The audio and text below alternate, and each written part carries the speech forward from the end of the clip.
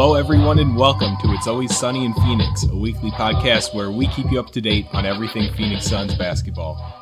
1 year ago today, we released our first episode of this podcast, and here we are with our 52nd episode, exactly 1 year later. First off, thanks to all of you listeners. We enjoy putting out these episodes every week, and we take pride in the fact that you guys put in an hour every week to give us a listen. So, today, we are going to talk about some recent trade buzz involving the Suns, and then talk a little bit about where the Suns were last year compared to today, and then finish off the show with some of our favorite clips from this past year. I'm Charlie, and I have David and Mitch with me today. So guys, it's our 1 year anniversary today. Did anybody buy gifts? Oh no, I think we all forgot. But this is the perfect opportunity to remind everyone that you can go to teepublic.com/user/sunnyandphx. That's teepublic.com/user/sunnyandphx. Maybe you forgot you and your wife's anniversary. That'd be horrible. Or maybe you forgot your 1 year podcasting anniversary like all of us did. Or at least forgot to get gifts. Get them a Cheese is Warming Up shirt. I know if Charlie or David sent me one, I'd be happy about that. But actually, I'm looking to get the phone case. So if you're going to get me something, do that. I'll take note of that. I feel like I've heard the phone case thing a couple of times. Too bad. He's really laying those hints. Yeah, he's laying those hints as subtly as, you know, a woman does about how big of a diamond she wants on her finger. So, well, what is the usual 1 year gift? Is it like a piece of wood or something, or is that like 3 months or? Hey, hold on, Mitch. I mean, like if you want some wood, I can give you some wood. I was gonna say, I thought you gave her the wood the night you got married. Okay. That's not what I was trying to say, but it works. I'm glad me and you were on the same wavelength, Chuck. So. Yeah, there we go. Make sure to get a hold of us on social media. Hit us up on Twitter at Sunny in PHX Pod. Check out our Facebook under the name Phoenix Suns, multiple sources. Our email is sunnyinphxpod@gmail.com.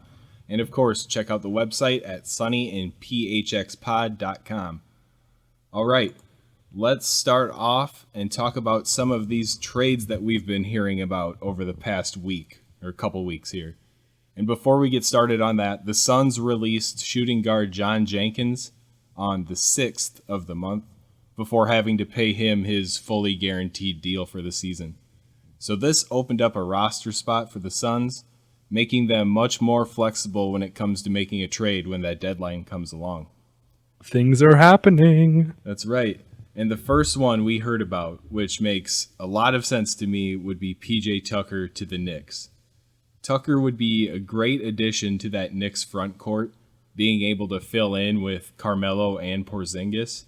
And it would just take off a bunch of defensive pressure that's put on Melo.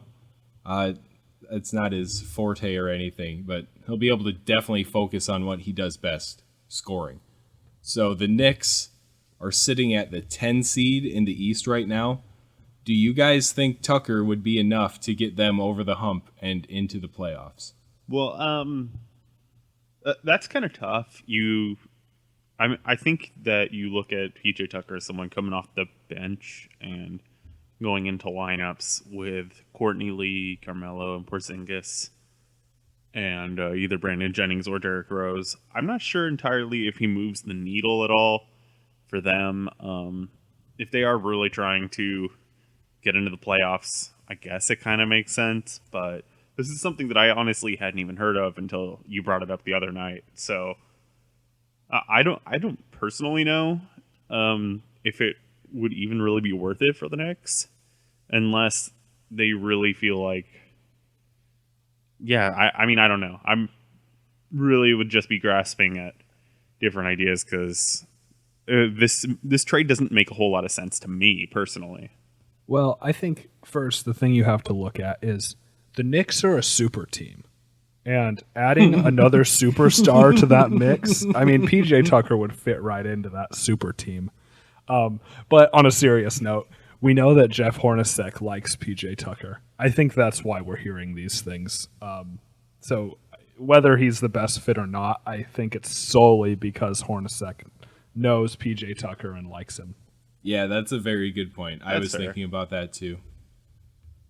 Get old PJ and Horny back together again, but in New York again. New York this time. That's much better. So, I mean, what do we get in return for a guy like PJ Tucker if we're looking at sending him to the Knicks? Is it a draft pick, a future draft pick that might be the big haul of the trade? What do you guys think? I think it's just a pick. I think that's all we're looking for, really. I was trying to do a deep dive and look at what some sites were saying of what the potential rumors could be, or not potential rumors, but what could be something that we got back, and talking about either something like Brandon Jennings or Derrick Rose. Derrick Rose is on an expiring, so it would just be straight cap relief, and I think that Brandon Jennings is only on like a 1-year deal as well. So it's one of those things where we'd be able to get cap relief, basically, and I don't know if there was anything else on there, but those are kind of the main. Yeah, I really don't think that they're going to give up Derrick Rose either. You know, it's his first year there. They're not going to give up on that experiment this early. Right. And the most I'd really be looking for out of a trade like this is that draft pick. Even if it's not a 2017 draft pick, future pick would be fine. I think PJ just needs to get a shot with a team that is on the verge of the playoffs. Maybe he's the guy that could get a team over the hump by being able to shut down. If they're lacking on defense, get PJ to fill that role. So I'd be happy to send PJ off, and I think PJ would probably appreciate it at this point too. So let's move on to the next bit of trade buzz we've been hearing, and this revolves around Tyson Chandler to the Portland Trail Blazers. And as of right now, the Blazers are sitting in the 8th seed with a 16-22 record. So they've been having some troubles on defense this season, and they think that Chandler might be the guy they need to shore up their defense in the paint. And I think this one makes sense because it sends them a solid veteran defensive paint presence and then just an all-around rebound gobbler to a team that's just on the edge of that playoff berth and they need help down low, getting a little more physical down low. So what do you guys think about this one, and what would we get in return? Well, the players I've heard mentioned are Alan Crabb, possibly, and I think there were some mumblings of Mason Plumlee. I think that was mostly just Suns fans saying that's someone they would want. I personally want to stay as far away from Mason Plumlee as possible, but Alan Crabb is the one that I'm hearing. I don't really know what to think about that. You think we've had enough Plumlee on this Phoenix team? I think so. Probably. I think that this deal kind of makes sense for the Blazers' perspective. They've a lot of their free agent signings have not worked as well, and they are trying to stay in contention for the playoffs. Tyson Chandler is a good vet, could really help them out. Some of the things that I heard rumblings for was something like either like Noah Vonleh and the more recent Cavs pick. They just swapped the 2018 pick that they had from the Cavs for a 2017 pick, so that way I heard that pick too. Yeah, so something like that, Noah Vonleh, or something like I think it was that, and like the pick, and then Azili, because I think Azili is only on like a 2-year deal or something. Just things kind of similar to that. So we would get a little bit of cap relief and then get a pick and all that kind of stuff is what I've heard. Right, and I think I saw something about Ed Davis too. Mm-hmm. I'd like to get like Vonleh or Davis and just really embrace the run and gun style. just get moving. Those guys are both long power forwards. They can grab some rebounds.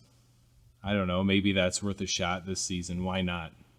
Yeah, Vonleh has played pretty good this season.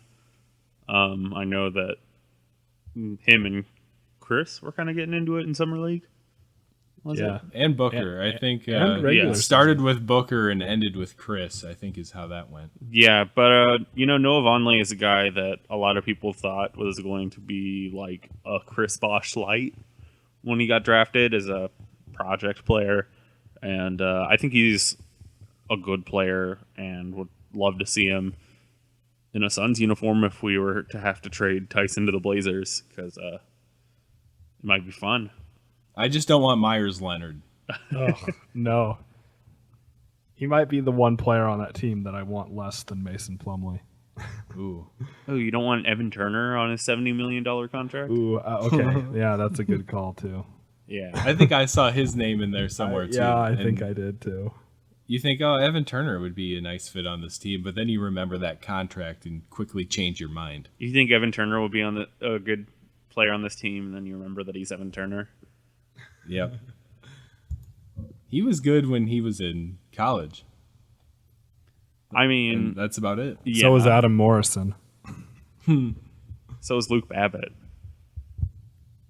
Hey, at least he's still getting minutes. He's still good in But China, so there's that. All right, let's move it on to the next one. And we've been seeing plenty of trade buzz and rumors about Brandon Knight for quite a big chunk of this season. And Brandon Knight, coming off the bench for the 12-25 Phoenix Suns, could surely make more of an impact off the bench for a playoff-bound team, right? So we've been hearing the Brandon Knight to Philly buzz for a while, but a new one that we caught wind of was Brandon Knight to the Chicago Bulls. And I think this one would make sense for the Bulls because they are totally over Rondo. He's getting those DNP coaches' decisions, and they're starting Jerry and Grant at the point. So do you think they would be a team that would give Brandon Knight a shot at point guard? What do you guys think about this one? They are a team that has Jimmy Butler and D-Wade, two guys that aren't the best outside shooters, but can hit it from the here or there. It was always strange that they picked up Rondo, but it is what it is. So someone like Knight who can play off ball and let Jimmy Butler and D-Wade handle the ball, and to give them a little bit of spacing, technically, in a technical sense, better spacing than Rondo, Right. would be something I think they would be interested in. It's just, I mean, it would technically work. And, I mean, I guess you can't get any more ball hoggy than Rondo. And I don't want to say it like that, but like Brandon Knight, we have had some ISO long 2 issues. And, yeah, I don't know. I mean, like, I guess it makes sense. Try and get someone with a little bit more outside shot into that team. And the Bulls don't make sense anyways, so might as well. Yeah, well, I don't really think Rondo makes a whole lot of sense on the Suns. He probably would. We might just cut him. That's what you had said, David, when we were talking about this right before recording. Mm-hmm. But that 2018 pick is what's enticing there. The thing that this kind of brings up for me, though, is that we've heard a few rumblings that the Bulls are kind of shopping Jimmy Butler. And it makes me think, like, what if we put together a bigger deal in order to get Jimmy Butler? Something like including TJ Warren or Marquise Chris or Dragan Bender, one of those guys, plus Knight, plus a pick maybe. I don't know if that would be a possibility or not, but I'm interested in seeing what you guys would think about something like that. Well, I'm going to vote you off the island right now. I'm not saying I'm in favor of it. No, I mean, I think there was that one report that Jimmy Butler wanted out, and then a bunch of news sites went back and like made articles about it when it was, I think it was a Bleacher Report guy who was really not very accurate, is what I'll say. I don't remember the exact words, but I mean, the Bulls supposedly, I think it's the same report like for the last 3 years that they want to get rid of Jimmy Butler, but I don't think it is, and it's just like all the DeMarcus Cousins wants out of Sacramento ones, where he says things like, when I retire as a king and blah blah blah. Then you think, how many times will you have to hear this before we finally decide to stop trying to say that he wants out of Sacramento? And I think we already know that the Bulls management decided to keep Butler as their main player when they shipped off Rose and kept him and brought in D Wade to kind of mentor him a little bit. I don't think that there's any weight to either DeMarcus Cousins or Jimmy Butler leaving their respective teams, and think that we should kind of just shy away from those because they're just not happening. Okay. Well, Jimmy Butler is I think he might be my favorite non-Suns player in the NBA. What about Giannis? So, well, I mean, I like the guy, but I'm a big Jimmy Butler fan. What about Kyle Wiltshire? You said, rest in peace, Kyle Wiltshire. R.I.P. Moment of silence. Okay. So, I like Jimmy Butler a lot. And when you said Brandon Knight and TJ Warren for Jimmy Butler, my heart started to spin. Like, my brain got shook up. Like, would I do that? I love TJ Warren, but Jimmy Butler's the man. So would you guys do that trade right now? Warren and Knight for Butler. I mean, Jimmy Butler is a borderline superstar. Anyone that says that they wouldn't do that trade, I think, is lying to themselves. Even though, as much as we love Warren, Jimmy Butler is really good at basketball. And if I don't think Warren has the potential to be better than Jimmy Butler. So I feel like if you say that you wouldn't do that trade, that I don't think that's an accurate thing, saying that you wouldn't do that. Right. Well, and okay, how about if we threw in our first rounder this year too? Knight, Warren, 2017 first for Jimmy Butler. Well, and I was going to say, I don't think the Bulls would even do Warren and Knight for Jimmy Butler straight up. They'd need that pick at least.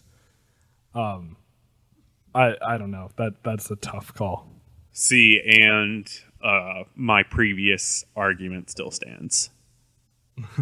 I think that for a guy like a Boogie or a Jimmy Butler, these guys that are like borderline superstars, I want to say at worst, are either definitive all-stars or superstars that are kind of in that in between those two things. You do whatever you can. You mortgage the future to get those kind of guys.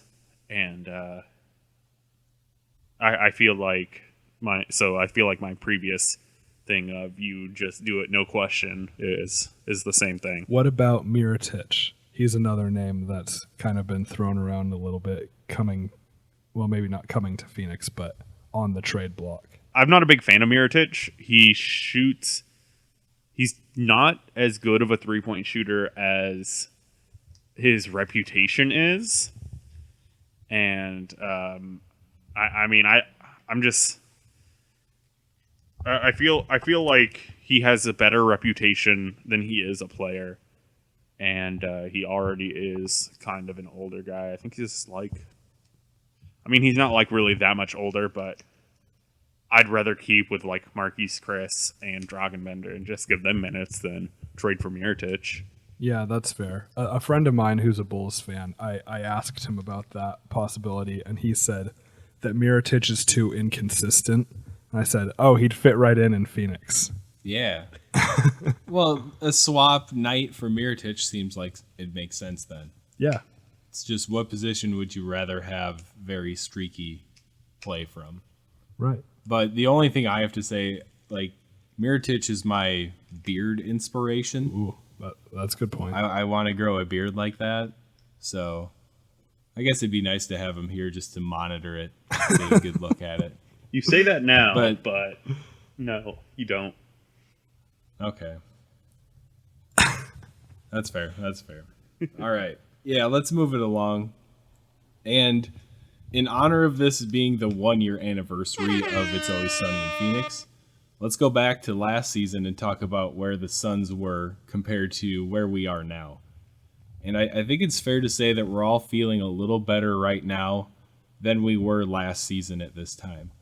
And if we rewind the clock 1 year, we were all feeling pretty crummy about losing Eric Bledsoe to that knee injury and then surgery. That was about 1 year and 2 weeks ago that happened. But let's fast forward back to the current time and look at the return this guy has made this season. He's averaging 22 points and 8 assists over the last 3 games, and he's just been really hitting his stride.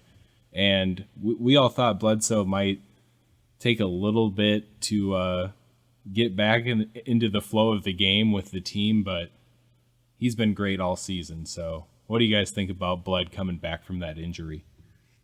I feel like this is something that we've kind of talked about a little bit here and there on the show, and that's just from a spot of really, I think all of us really like Bledsoe. I think he's one of our like favorite players on the Suns, and we were all really excited that he was able to come in and contribute right away. And I think we said it was only going to be like a game or two, and it really wasn't even that much. I mean, maybe he shook off some rust in the preseason, but he was pretty much right back at it. And while his percentages, I think we're down to start, I think they're about where he is career-wise right now. I don't have that in front of me, but not to speak for all of us, but I think that him being back and playing almost back to, I feel like, where he was last year, where playing some of the best basketball of his life, and doing that a year after a torn meniscus is pretty crazy. Yeah, no, I agree with all of that. Well said. Yeah, and Bledsoe, we saw the 3 30-point games in a row this season, and just over the last 5 games, he's had 10 assists, 8 assists, 9 assists, and then 7 in 2 games. So we're seeing him take better care of the ball, distribute it a little better, and we can't ask for much more out of the guy. Averaging 20 points per game, just about 6 assists, and 5 rebounds. Those are incredible stats out of a point guard. I mean, it's no Westbrook, but not too shabby. Isn't he like one of 5 or 6 guys who are doing that this season? Yeah, I think it's Westbrook, Harden, Giannis, LeBron. LeBron, yeah. And There's Bledsoe. one more. Is Bledsoe the 5th? Yeah, that's. Yeah.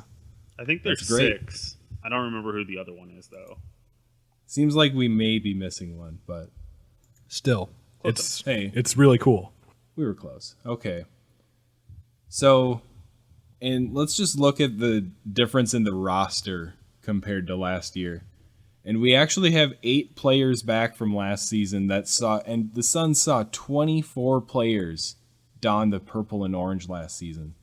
Yay. So, yeah, 8 of those guys are back on the team. And the notable losses from last season were Markieff Morris, Mirza Teletovic, and John Lure.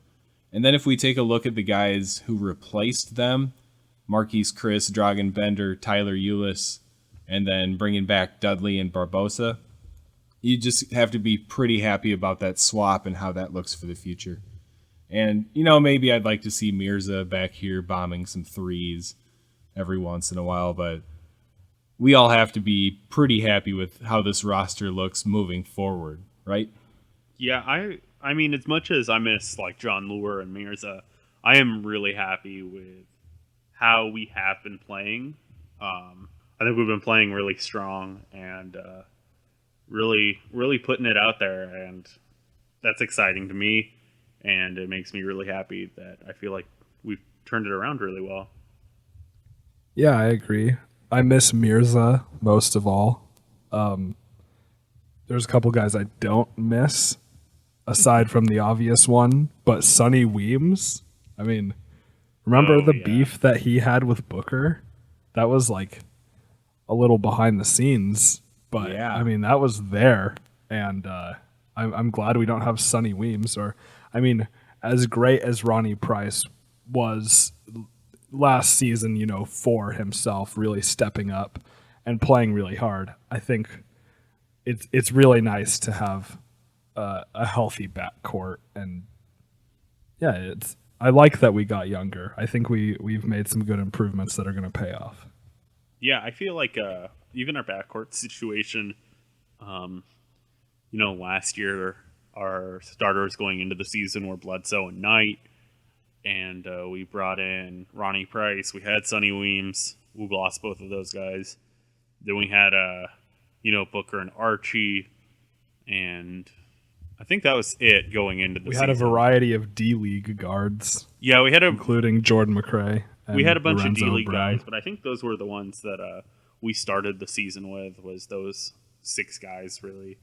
And, it was really, we felt really unstable behind Brandon Knight and Bledsoe, and felt like we couldn't really play anyone else besides Ronnie Price, really, and those 2 guys. And then Booker kind of blew up, and we got rid of Sonny Weems, and he really didn't get much play to begin with, and really didn't fit. And Archie was Archie, and now this year, we've got Bledsoe and Booker as our starters, and we've got Knight, we've got Barbosa, we've got Tyler Eulis, who was fighting for minutes here and there. We had up until whatever, we had John Jenkins sitting at the end of the bench, and I just felt like we were a lot more stable at the guard position.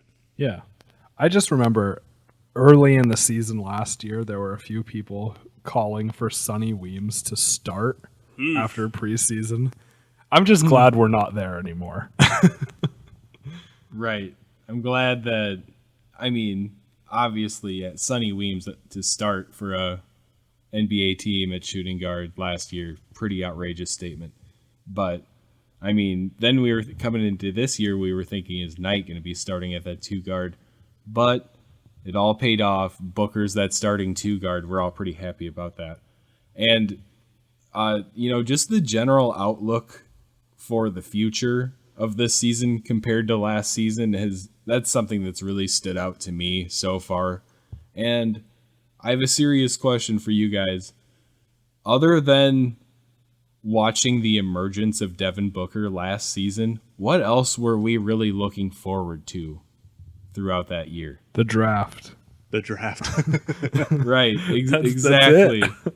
Exactly. So compared to that, just hoping Devin Booker went off. We still hope that happens every night, but that's all we had to look forward to last year. And now we're not necessarily winning games, but we're hopeful for Bender. We're hopeful for Chris. We want to see Eulis get those minutes. There's things that are in the making here, and that's what we're watching. We get to see this unfold right now. So I'm just more hopeful for the Suns than I have been since we had that crazy near playoff appearance a few years ago. So it's nice to have things to look forward to. Yeah. Well, another thing we had to look forward to at this point a year ago was the Markieff Morris trade, because that didn't happen for another couple months. So I remember doing a little speculation on that, but that really isn't a whole lot to look forward to. That just put me in a real bummer mood, Mitch. Sorry. I thought we were doing our best not to mention him ever again, but maybe that was just me. Well, it's the year anniversary. We have to do it. It's only fitting that we mention. We could have said anything else. All right, so anything else for the year in review of Suns basketball? Shout out to Ronnie Price. Yeah. I just think it's a good time to be a Suns fan. Get in on the ground level when no one thinks that you're like a bandwagon fan or anything. And when we're good in 3 to 5 years, no one will question it. Maybe. That's right. Maybe. I like the way you're thinking. And new fans are encouraged to visit tpublic.com/user/sunnyandphx. Just throwing that out there. I mean, if you want to become one of the real, true, die-hard fans, I mean, just nab one of those T-shirts up right off the bat. The more obscure the T-shirt, the more hardcore fan you are, and the less people will question you being a bandwagon fan. Right. Just keep that in mind. If anyone says you're a bandwagon fan, though, and you're a Suns fan, something else is wrong. Yeah. You would have had to hop on that bandwagon 10 years ago, and if you're still riding it, You're not a bandwagoner. Exactly. Yeah. But in all seriousness, it has been a really good year, and the podcast has been great, and I'm looking forward to another year of covering the team. Absolutely. Same here. And I'm sure David agrees. Right, David? No comment. Okay. No We got a comment. little something. Okay, everybody. This is going to be a fun way to wrap up the show. The three of us have been keeping track of some of our favorite moments from the show over the past year, and we've put together a supercut of some of the funniest moments of the first year of the It's Always Sunny in Phoenix podcast. And it seems like a few of these may have been directed to our favorite player on the podcast, Draymond Green. So if you're a Warriors supporter, we apologize in advance. No, we don't. And- we really don't apologize. We don't. David doesn't, at least. I speak for Okay, everyone David does not at the Sunny and apologize. Phoenix podcast when I say we don't apologize to you. Sayonara. Yeah, if you like the Warriors, why are you listening to this? Really? Okay, so, and before each clip, we'll list the episode number and name in case you want to go back and listen to the episode in full. So, without further ado, here are our favorite moments from year one of the podcast. Episode 3, Beware, the Mirzanto. All right. Okay, so I mentioned this to David. I came up with a very cheesy, very original nickname for Mirza. But first, I'll say the one that is going around a bit that I do like. Some variation of Fearza, like no fear, or Fear the Mirza, Fearza the Mirza, no fears of the Mirza. Like, you can go any way you want. So I like that. But then the cheesy one I have is Mirzanto, genetically modified long-range shooting organism. Thank you. And I'm the nerd. Jeez. Oh, I love that. Episode 20, The Draft and Rule Changes. Deal. All right. Mitch, you were the one with the idea for this segment, and you possibly have some of the most creative new rule sets, so take it away, my man. So I was inspired by the past couple series, but especially the Warriors Thunder series for implementing some rule changes. And I have a lot of ideas. I'll start simple, and I'll save the most realistic idea for last. So my first idea, Steph Curry inspired, and you guys know this already, it's no surprise, but if you wear a mouth guard and it's out of your mouth for more than 2 seconds, it's a technical. That drives me crazy. Keep it in your mouth. And a lot of this comes from my one-way feud with Matthew Dellavedova. In college, he wore a big mouth guard like that and stuck it out. And what's the purpose of even having a mouth guard if it's just going to hang out? So Steph and Matthew Dellavedova, put your mouth guard in. That's my first one. I like that. And maybe after the technical, we have someone designated to come remove the mouth guard from their mouth and just be like, no, you don't get this anymore. No. Yeah. And they take it and then it's gone for the game. And then you hire a ref specifically for that purpose. Yeah. Job creation. Perfect. NBA. Just giving back.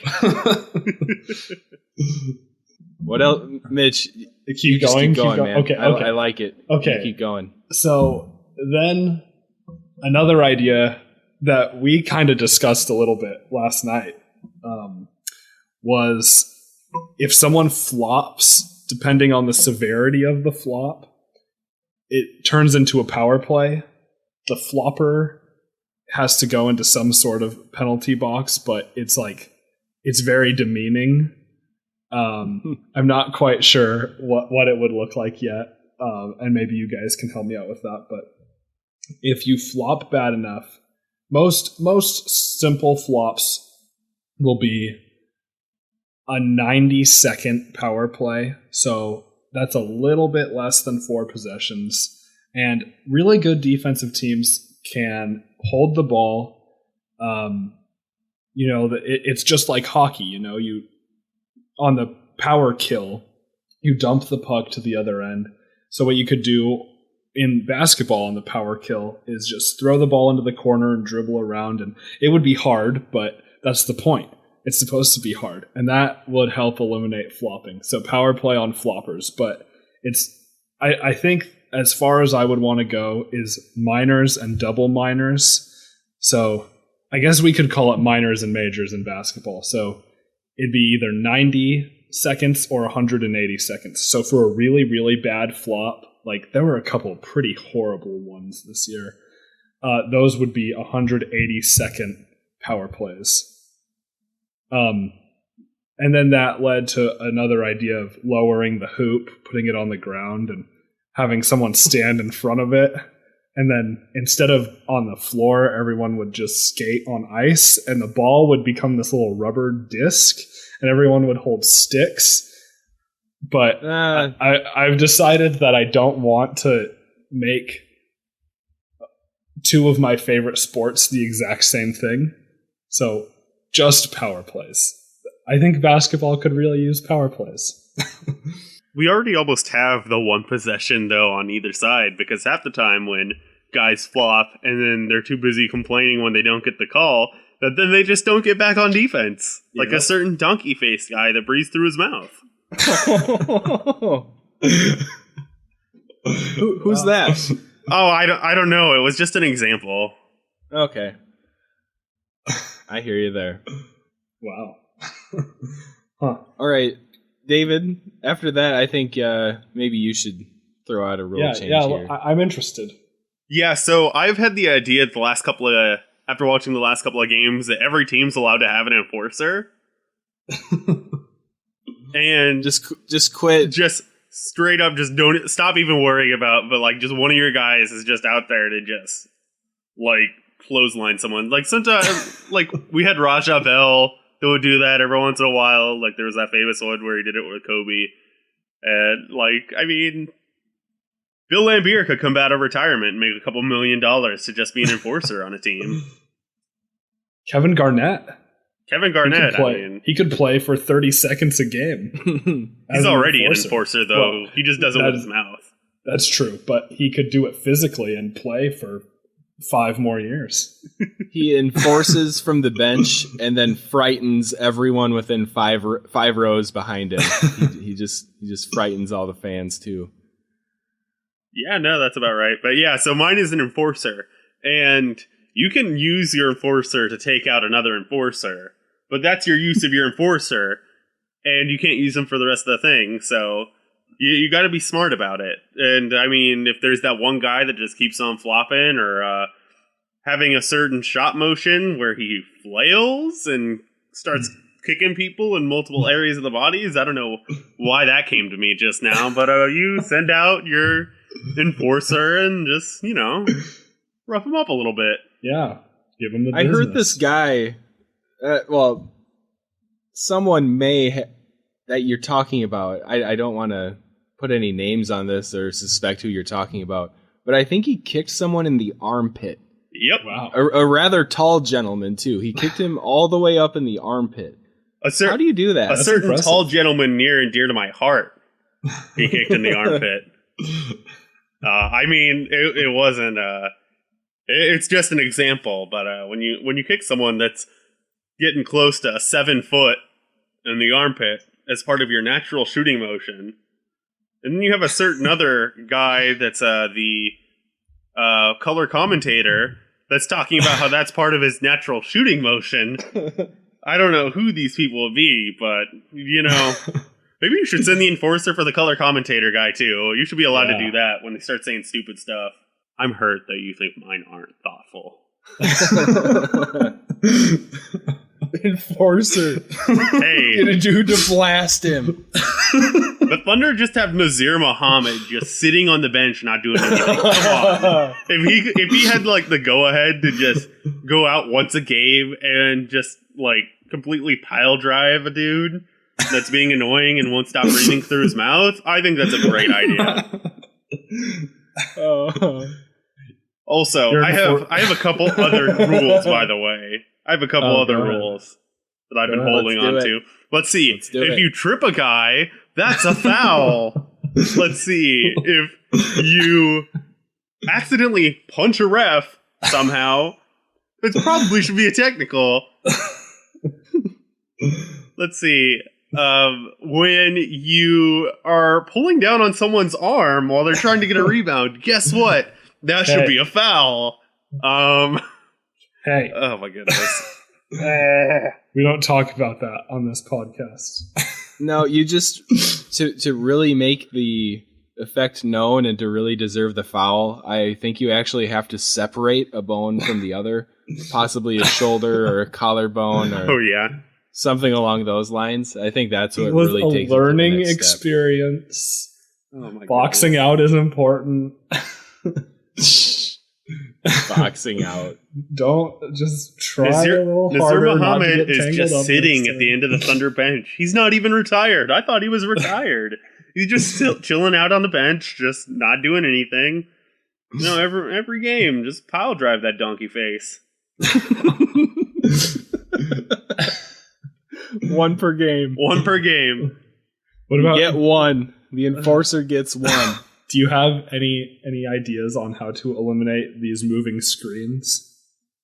Yeah. Oh, you know what? If a guy moves their feet while they're setting a screen, that's a foul. That's how you eliminate it. Well, okay, to enforce the rule that's already in place better, I guess. Hey, if a ref does their job bad, he shouldn't ref anymore. Okay. All right. That'll do it for me, though. That's David, awesome. you go ahead. All right, so I have a book this week. I was reading a Captain America story called No Escape. Came out in 2010. It's written by Ed Brubaker. I don't remember who it's drawn by. Ed Brubaker, that's my dog. Ed Brubaker is a great writer, and your dog should feel very happy that that's your dog's name. But oh my goodness! How did you come up with that?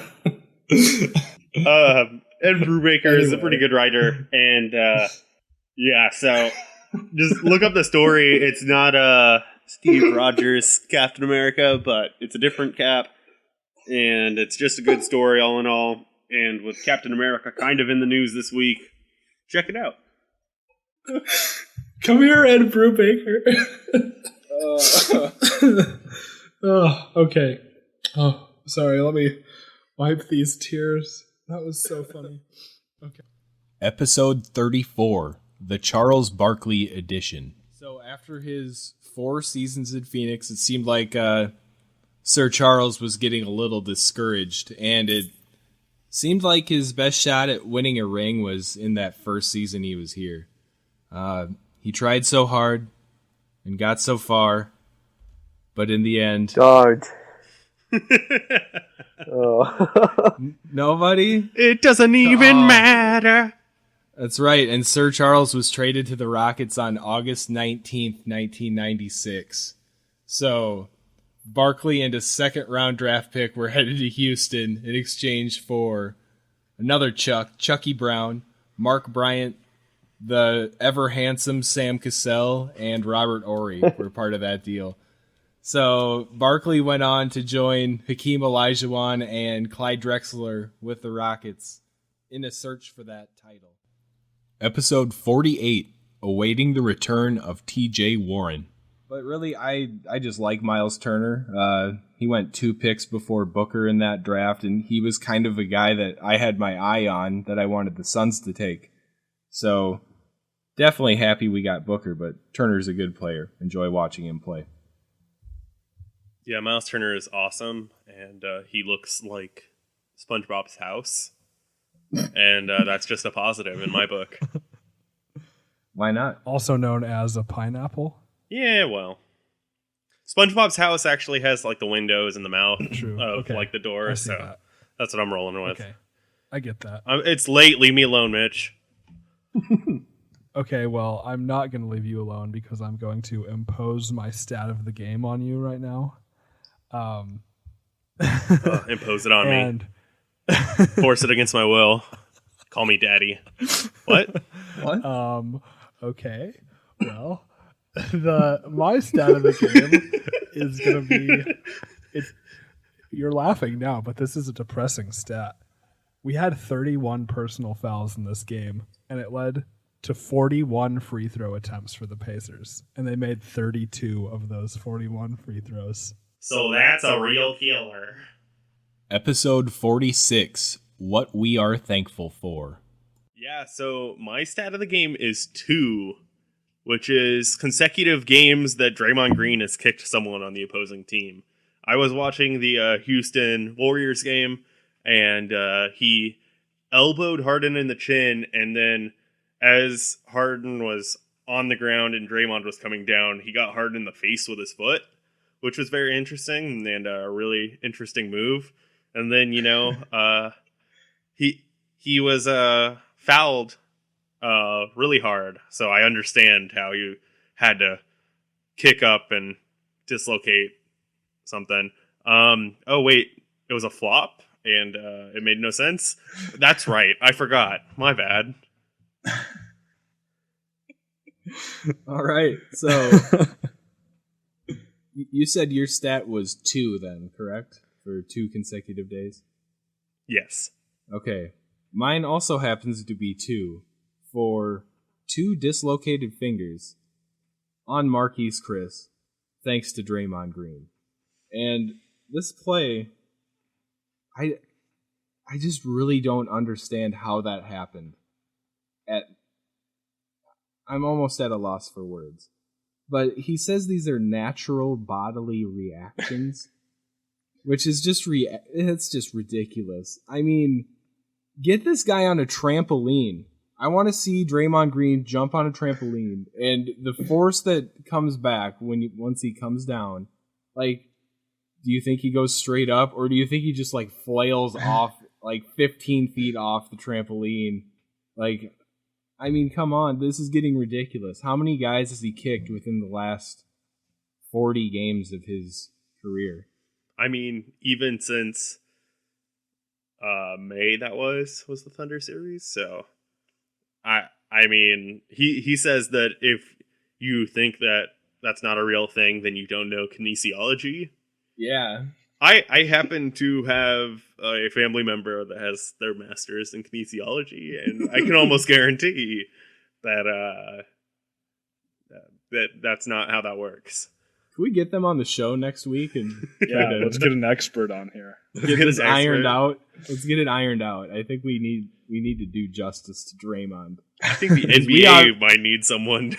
Yeah. Because none of us obviously know what we're talking about. It's just such a natural thing for that leg to just flop out like that. That's so ridiculous. It's crazy. Whenever like I'm driving around like in town and getting stuff or whatever, every once in a while someone cuts in front of me and my leg actually jerks up and breaks through my windshield. It's really crazy, and it takes a lot of money on my tax dollars. But Yeah.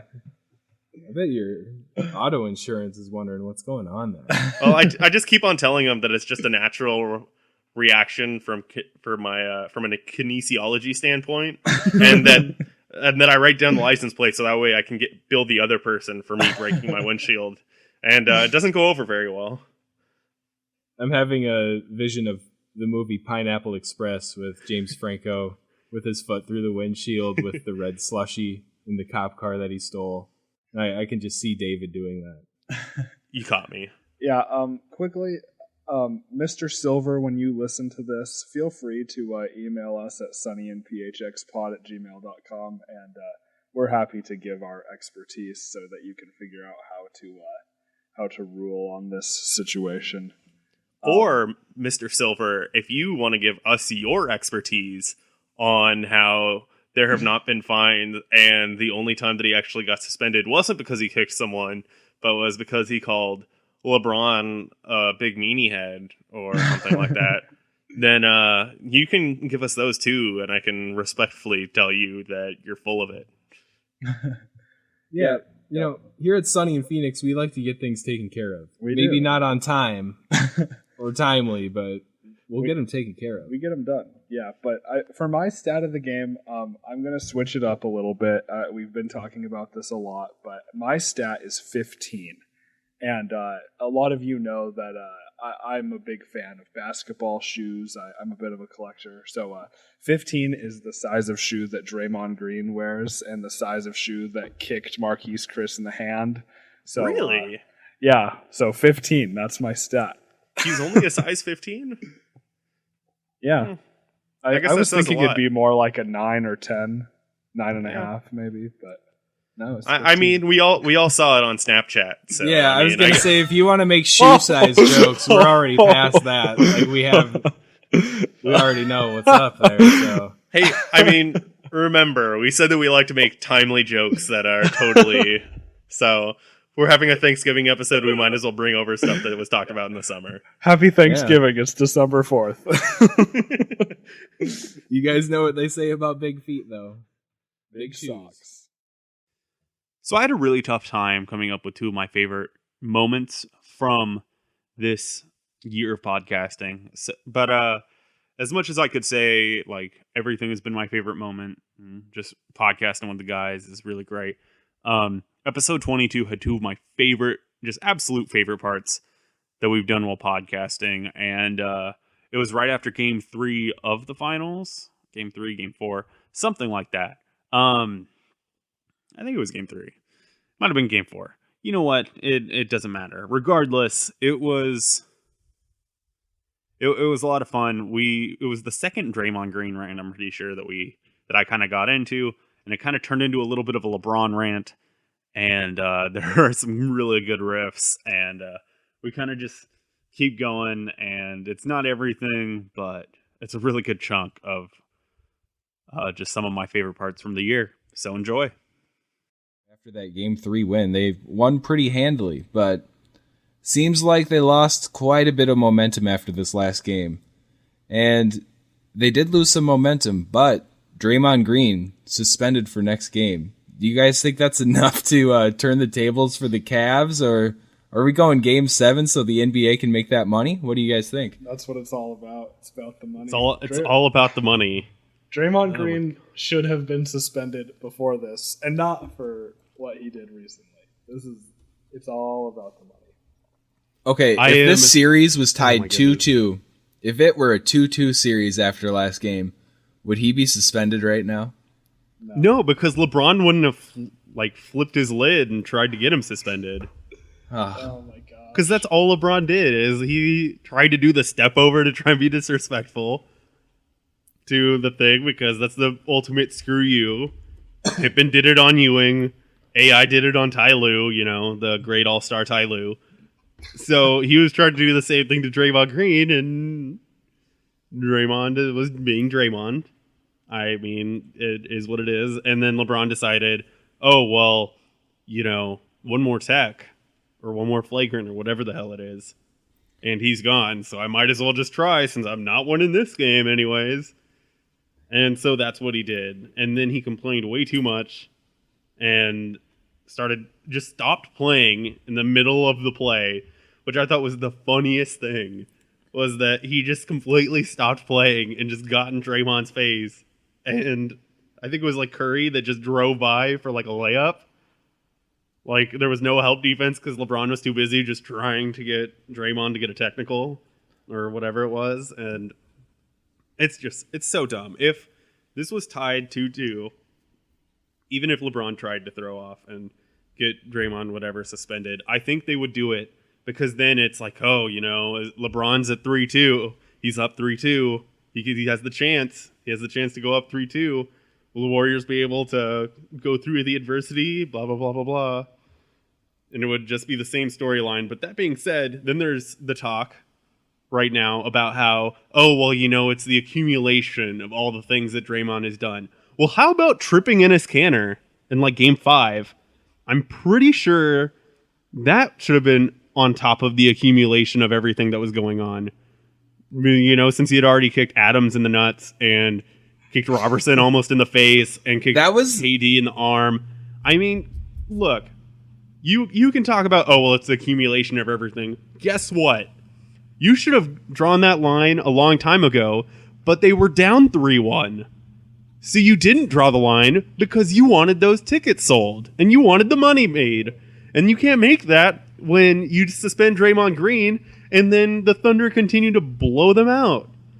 But you can't do that. You gotta do your officiating right. You gotta make sure everything is going on. Then you still need Klay to have an otherworldly quarter in game 6, so that way the Warriors can even stay in it, because Draymond's still a dumbass. But now it's like, okay, so now it's accumulated everything, and LeBron got mad, so we got to suspend him now. What a joke, NBA. And come on, the Cleveland's now down 3-1. You know exactly what you're doing. The transparency is there. They're trying to just make that money. They're trying to get one more game out of this series, try and get Cleveland on to run, push a game 7 as much as they possibly can. That's all they're trying to do, and it's infuriating. I am way too mad about it, and Okay, I'm going to play devil's advocate a little bit right here, just to keep David going here. Please do. When this whole... I might actually stick up for Draymond. I know that's unpopular around here, but I might stick up for him just a little bit. I just want to see how David reacts to this. I think David's like muting his speakers right now so he doesn't have to listen. No, I'm getting a call and I'm trying to... Okay. Let's try to stop it, but...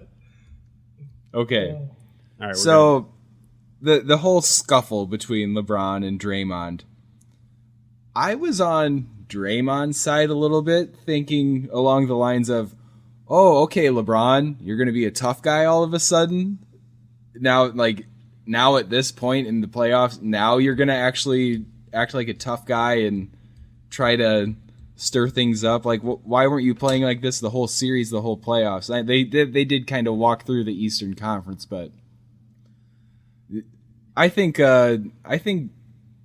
LeBron may have pushed that just a little too much, and he didn't get quite what he deserved. But I'm with Draymond on this one. I don't think he did anything out of the question that would deserve a flagrant, but I wonder if David agrees with that or just wants to tell me to shut up. No, I completely agree with you. Look, Draymond knew what he was doing. LeBron also knew what he was doing. LeBron is a lot of words, and especially a certain word that Draymond called him that he supposedly blew up about that starts with a B. Because, let's be real here. In preseason, there was that where he did the forearm shove to Bazemore just out of nowhere and laid him out. Yeah. And it was preseason because he pissed him off or whatever. LeBron has done this in the past where all of a sudden he decides that he doesn't like this guy, so he's going to do whatever, and the league's not going to call him out on it because he's the best player in the world. And so he did it again, and he got a technical foul because whatever. Guess what? That means nothing because you don't give him a technical whenever he actually needs it. And so therefore he's not in trouble of getting suspended because of the technical fouls because you let him do whatever he wants. He's been the golden child of the NBA. He's been the chosen one of the NBA since 2004. And I honestly think that, I hate LeBron. I hate him a ton. I really don't like him. That's a little bit because of the Laker root still in there, and I really like Kobe, and I felt like whatever. That's besides the point. But I've never liked LeBron, and I've always thought that the player that you saw that instigated the thing with Draymond, that's what I've always thought he was anyways. That's the true LeBron right there. I agree with LeBron. You. That's who I think. When I think of LeBron, that's what I think of. That when everything's going his way and whatever. Okay, 2013 finals. Or 2013? That was the one where they beat the Spurs? where the Heat beat the Spurs. That sounds right. Yeah, and it was the back-to-back. And he got back-to-back finals MVPs, and he goes up there on the stage and gets his trophy and then does the, like, look at me pose thing where he's like holding both trophies. I was like, when I saw that, and I know the Heat were full-on villains at that point, all I could think of is, like, that's who you are. You're a smug, arrogant asshole. I remember seeing Michael Jordan after a championship holding the trophy, sitting on the floor in the locker room crying. And then LeBron's pulling LeBron's like, look at me. Look I at am me. the king. I'm the king. I'm here. I got my second finals MVP. It was so infuriating. And Look at at that me. point, I'm like, I'm come LeBron. on, man. I'm LeBron, and it's time for a wardrobe malfunction. I'm gonna show the world what I have downstairs. Aren't we due for that? Just a little. Another one. You know, when a guy gets between the wardrobe malfunction and then the chosen one that he has tattooed on the inside of his like biceps that he's had since he was 17. Like there's just a whole lot that I don't like about LeBron. And the wardrobe malfunction was hilarious. Yes, And I felt like it should have been a way bigger deal. it wasn't. It's like- it was so it weird. wasn't Like, a big deal at all. dude, I was he expecting pulled it people out to on freak ABC. It was like on ABC or ESPN. That's national television. And I was sitting in a Buffalo Wild Wings.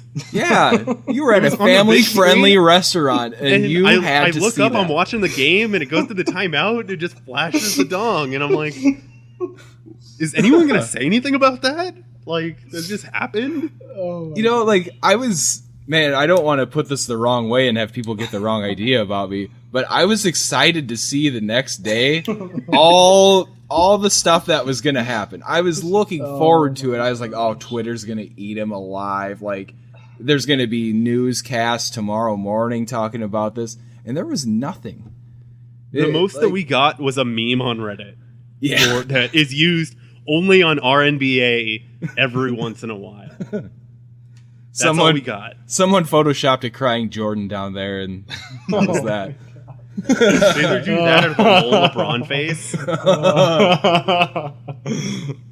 Oh my gosh. Well, we Very just fair, found our though. cover photo for this podcast. We know how we're going to post it. It's perfect. I've got a couple things on this. First, we need to be fair.